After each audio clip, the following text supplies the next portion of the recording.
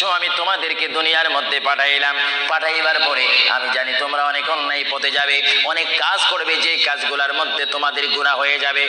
বান্দা, তোমরা গুনাহ করবে তাও আমি ভালো মতো জানি, তোমরা পাপ করবে তাও আমি ভালো মতো জানি।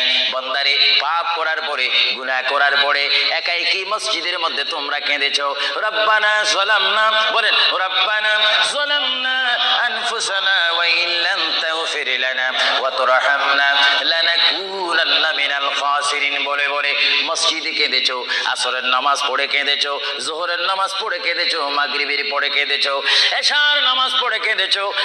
বান্দা, নামাজের মুসল্লা যখন বসে যাও, আমি আল্লাহকে তোমরা বারবার বল, আল্লাহ গো আমার গুনাহ মাফ করে দাও। তারপরও আমি তোমাদের গুনাহ মাফ করিনি।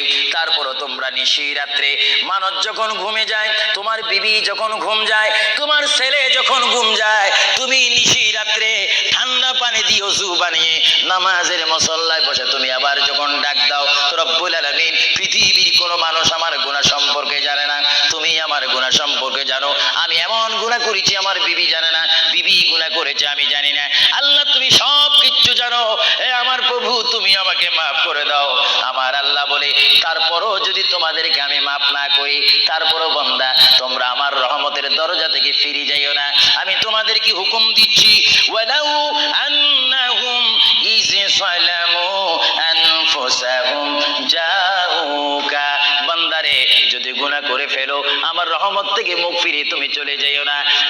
বান্দা, আকাশ পরিমাণ যদি গুনাহ করো, পাতাল পরিমাণ যদি গুনাহ করো, সাগরের পানি পরিমাণ যদি গুনাহ করো, পাহাড় তুলনায় যদি তুমি গুনাহ করো, আমার দরবার থেকে তুমি নিরাশ হইও না। বান্দা, আমি তোমাকে একটি রাস্তা পাঠাই দিচ্ছি, একটি পথ তোমাকে আমি দেখাই দিচ্ছি। সেই পথটি কোন পথ তোমরা জানো?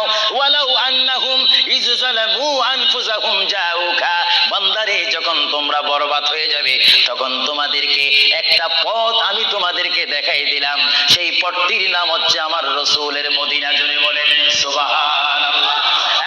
বান্দা, আমার নবীর দরবার গিয়ে কেঁদে কেঁদে তোমরা বলো, ইয়া রাসূলুল্লাহ, ইয়া হাবিবাল্লাহ, আয়া আকা ইয়া রাসূলুল্লাহ। আল্লাহ কোরআনে বলেছে, ওয়ালাউ আন্নাহুম ইয যালামু আনফুসাহুম জাউকা ফাস্তাগফিরুল্লাহ ওয়াস্তাগফার লাহুমুর রাসূল। আল্লাহ বলেছে, বান্দা, তোমরা ডানে না গিয়ে, বামে না গিয়ে, পিছে না গিয়ে, তোমরা সরাসরি আমার নবীর কদমে চলে যাও। আমার নবীর কদমে গিয়ে আমি আল্লাহর দরবারে তোমরা তওবা করো। তওবা করতে করতে তোমাদের চোখের পানি যখন বাইর হয়ে যাবে, আর